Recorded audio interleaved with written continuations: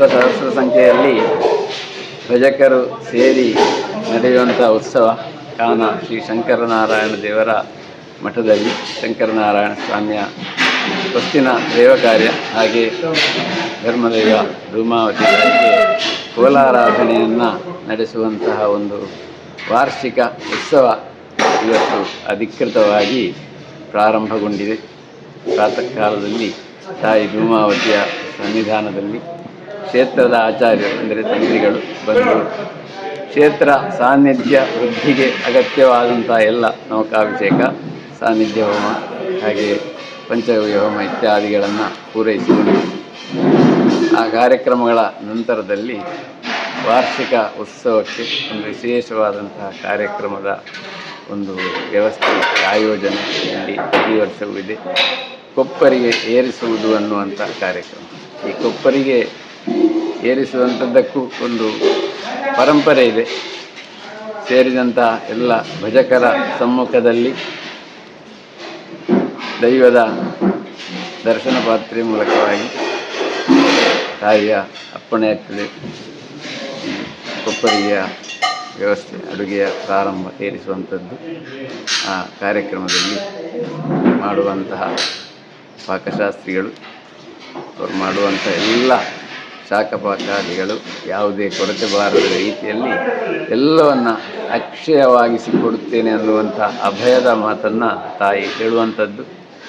ಅದರ ನಂತರ ಈ ಶಾಖಪಾಕಾದಿ ವ್ಯವಸ್ಥೆಯನ್ನು ಮಾಡುವವರಿಗೆ ತಾಯಿ ಒಂದು ಧೈರ್ಯದ ಆಜ್ಞೆ ನಿನ್ನ ಕೈಯಲ್ಲಿ ಚಂದದಲ್ಲಿ ಈ ಕಾರ್ಯಕ್ರಮದ ಪಾಕದ ವ್ಯವಸ್ಥೆಯನ್ನು ಮಾಡಿಸಿಕೊಳ್ಳುತ್ತೇನೆ ಅಂತ ಹೇಳುವಂಥ ಅಭಯದ ಮಾತು.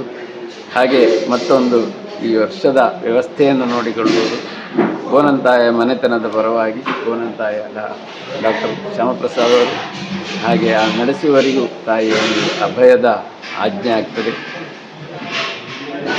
ಇನ್ನ ಈ ಒಂದು ಆಡಳಿತ ವರ್ಷದಲ್ಲಿ ಇದೆಲ್ಲ ಈ ಕ್ಷೇತ್ರಕ್ಕೆ ಬರತಕ್ಕಂತಹ ವಂತಿಗೆ, ಆರ್ಥಿಕವಾದಂಥ ಸಂಪನ್ಮೂಲ ಕ್ರೋಢೀಕರಣ ಇರ್ಬೋದು, ವಸ್ತುಗಳು ಅಕ್ಕಿ, ತೆಂಗಿನಕಾಯಿ ಇತ್ಯಾದಿಗಳು ಇರ್ಬೋದು, ಯಾವುದನ್ನು ಸಹ ಅದು ಪರ ಊರುಗಳಿಂದ ಬರುವಂತಹ ಭಜಕರ ಕೈಯಲ್ಲಿ ಈ ಕ್ಷೇತ್ರಕ್ಕೆ ತರಿಸಿಕೊಂಡು ಈ ಒಂದು ವ್ಯವಸ್ಥೆಯನ್ನು ನಿಮ್ಮ ಕೈಯಲ್ಲಿ ಅಚ್ಚುಕಟ್ಟಾಗಿ ನಾನು ಮಾಡಿಸಿಕೊಳ್ಳುತ್ತೇನೆ ಅಂತ ಹೇಳುವಂಥ ಒಂದು ಅಭಯದ ಮಾತನ್ನು ತಾಯಿ ನುಡಿಯುವಂಥದ್ದು. ಇದರ ನಂತರದಲ್ಲಿ ಕ್ಷೇತ್ರದ ಗರ್ಭಗುಡಿಯ ದೇವರ ದೀಪದಿಂದ ಅಗ್ನಿಯನ್ನು ಪಡೆದುಕೊಂಡು ಪಾಕಶಾಸ್ತ್ರಿಗಳಿಗೆ ಅರ್ಚಕರು ನೀಡುವಂಥದ್ದು.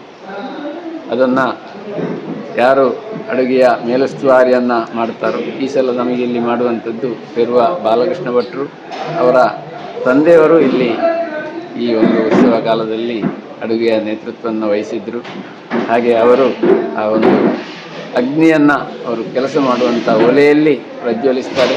ಆ ಪ್ರಜ್ವಲಿಸಿ ಅಲ್ಲಿರುವಂಥ ಅಗ್ನಿದೇವನಿಗೆ ಅವರದೇ ಆದ ಕ್ರಮದಲ್ಲಿ ಪೂಜಾದಿಗಳನ್ನು ಸಲ್ಲಿಸಿ ಅಲ್ಲಿ ಕೊಪ್ಪರಿಗೆ ನಿಂತು ಎಲ್ಲರೂ ಪ್ರಾರ್ಥಿಸಿ ಬರುವಂಥದ್ದು.